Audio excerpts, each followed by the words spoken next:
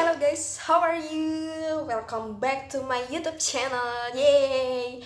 Tapi sebelum itu jangan lupa subscribe.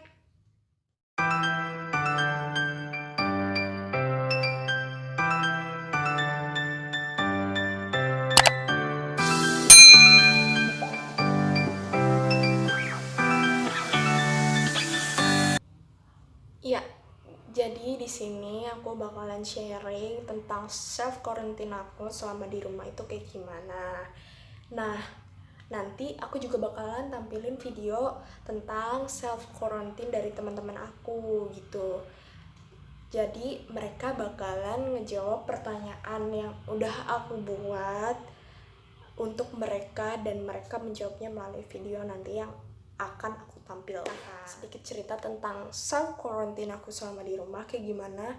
Jadi tuh di satu sisi aku seneng karena yang pertama tuh bisa pasti lebih dekat sama keluarga, ngabisin waktu banyak sama keluarga, dan melakukan kegiatan-kegiatan rumah kayak bantuin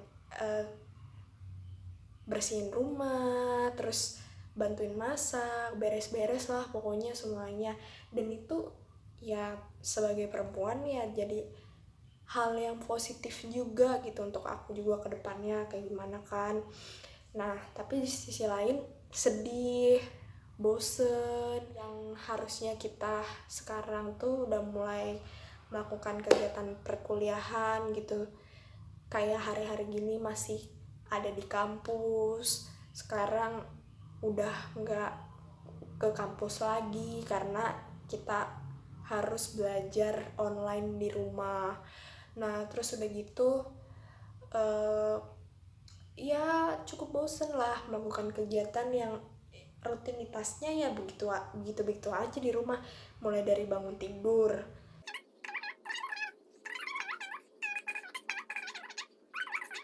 terus udah gitu kangen bareng ngumpul lagi sama temen, kangen happy bareng sama temen juga. Terus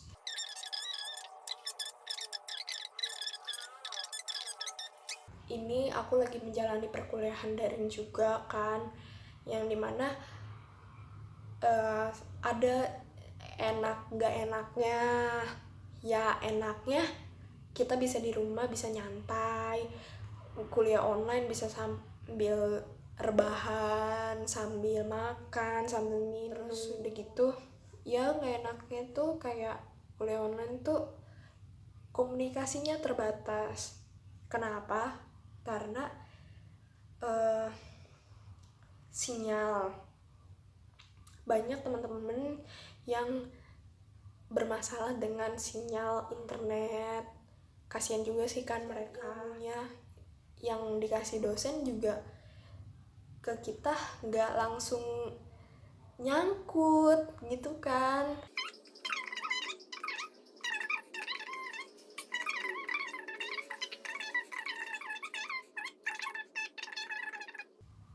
Terus udah gitu yang pasti tugas lebih padat, tugas padaan mencekam lah gitu. Apalagi kita tuh diisolasi di rumah. Rumah aku tuh udah nggak ada orang yang keluar rumah, pasar udah pada tutup. Terus kita tuh belanja itu karena orang yang kayak yang jualan sayur yang pakai gerobak dorong itu. Pesannya sih ya tetap ikutin anjuran pemerintah, tetap di rumah. Kalau emang keluar ada urusan yang mendesak tetap pakai masker. Dari luar jangan lupa langsung mandi, terus cuci tangan. Kalau misalnya ya rajin-rajin juga cuci tangan. Tetap enjoy, jalanin aja, happy. Jadi teman-teman tetap semangat, jangan ngeluh. Ya memang begini keadaannya, tetap berdoa untuk kita semua, semoga virus COVID-19 ini cepat berlalu. Amin. Oke teman-teman, sekarang saatnya untuk ngedengerin tentang pendapat mereka. selama self quarantine di rumah. Oke, stay tune, check it out.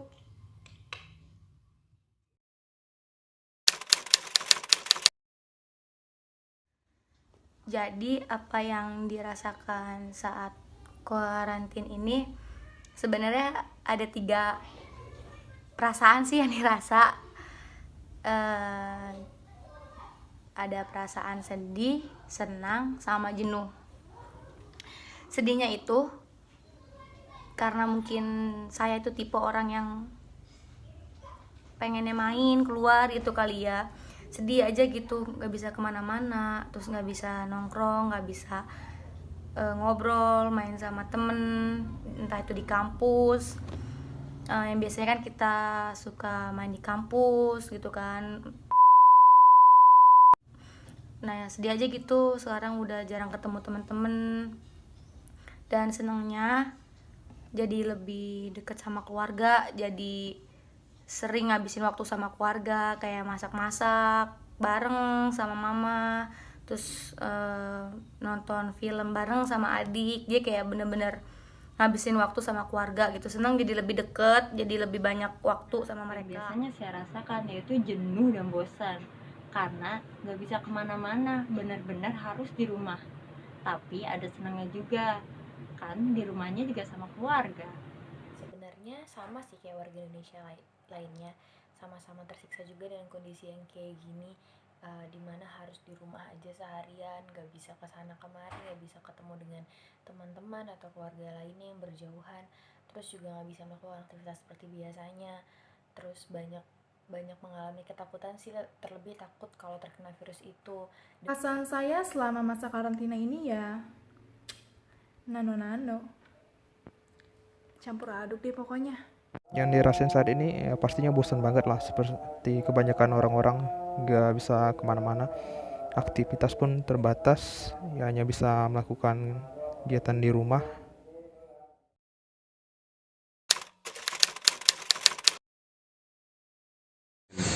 Kalau saya sendiri, saya pribadi rebahan jelas, terus juga main game Mobile Legend, terus habis itu bantu masak untuk berjualan nasi padang. Dilakuin sih paling makan, tidur, belajar online atau kuliah online, terus juga game, YouTubean, dan juga baca buku. Kegiatan seperti belajar di rumah, mengerjakan tugas,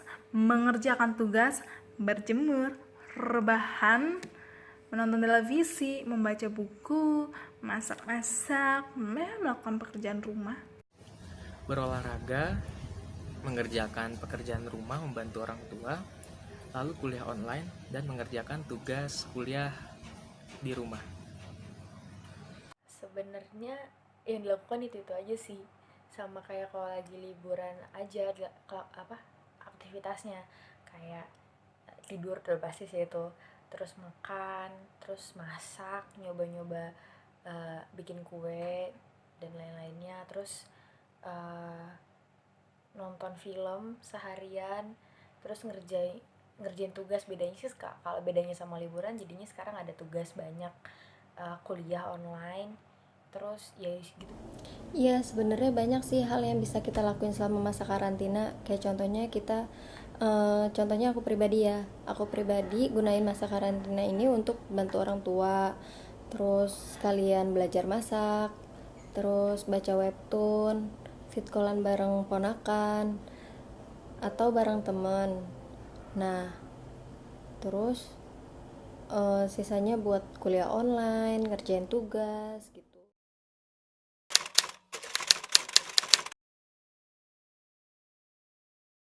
Menurut saya dengan perkuliahan daring ini sebenarnya ada enak dan gak enaknya gitu ya.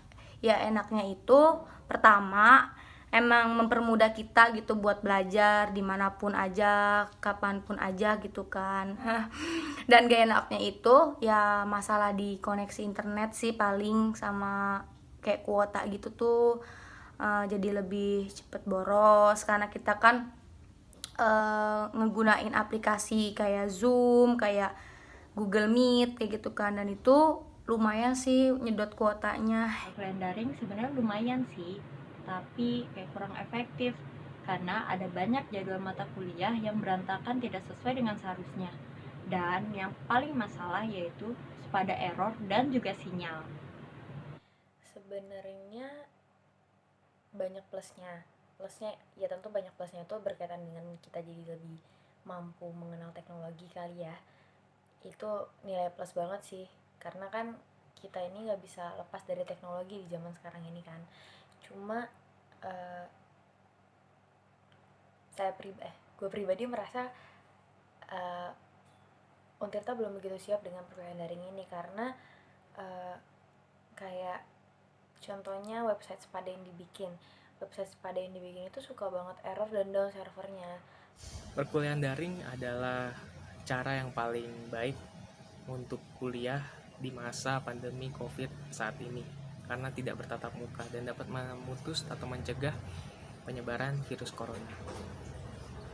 Tentang kuliah daring ya, paling buat mahasiswa itu nggak semuanya ya bisa melakukan kuliah daring dengan baik ya. Di tempatnya kan jaringan internet tuh belum tentu bagus lah gitu. Jadi ya kendalanya sih paling di situ biasanya.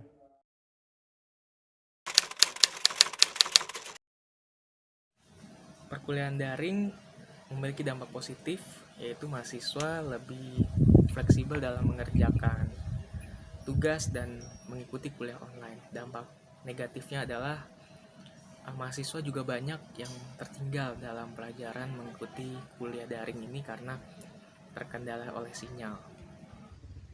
Dampak positif dan negatif dari perkuliahan daring. Dampak positifnya itu kayak kita lebih banyak di rumah, terus kayak lebih akrab lagi, lebih banyak kumpul dengan orang tua. Terus kayak kita nggak perlu jauh-jauh harus ke kampus kan. Posisi rumah saya dengan jarak kampus tuh jauh banget dan lumayan mengurangi pengeluaran. Terus kayak dampak negatifnya itu kayak misalkan kalau susah sinyal, terus loadingnya lama, kayak bisa aja itu tuh ketinggalan kayak materi gitu-gitu. Apalagi kan kalau misalkan menggunakan aplikasi yang video call gitu-gitu, itu kan harus menggunakan sinyal yang kuat. Sedangkan kalau misalkan jaringannya nggak kuat tuh kayak bisa menghambat banget. Dampak positifnya itu ya kita jadi lebih melek teknologi aja. Terus ya sih lebih ke situ sih, lebih ke melek teknologi. Sama kalau gue sih lebih banyak dapat informasi kali ya dari internet. Tapi kalau dampak negatifnya ya itu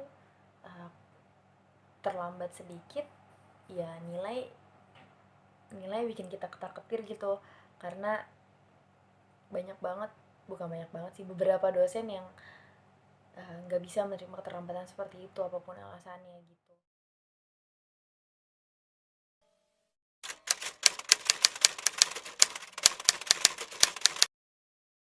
Kita bantu masyarakat yang lain untuk menghadapi masalah wabah corona ini, karena dengan kita bersatu sebagai mahasiswa, insya Allah wabah corona ini bisa kita lalui bersama-sama dengan secara cepat, tidak lama.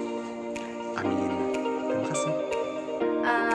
Pesan dari saya untuk kalian-kalian yang sedang di rumah aja, yang kuliah online di masa pandemi ini, sebenarnya tetap jaga kesehatan aja sih, tetap jaga kesehatan, jaga jarak, tetap semangat jalani kuliah online-nya di pandemi ini. Jangan banyak ngeluh, gimana pun juga udah nggak bisa bakal balik, maksudnya nggak bakal bisa buat apa ya, buat ada perubahan itu kalau ngeluh terus ya.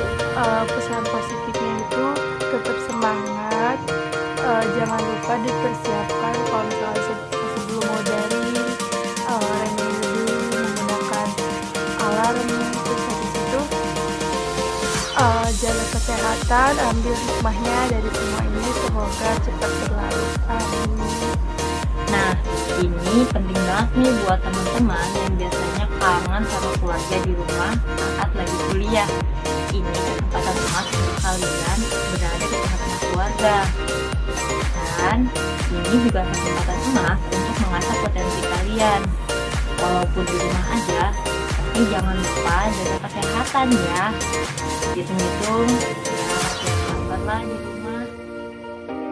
Pesan positif dari gue apa ya, mungkin di tengah pandemi COVID-19 ini kita mungkin banyak banget merasakan ketakutan, kesedihan, kekhawatiran, ketakutan lagi, dan setiap harinya begitu, terus kebosanan,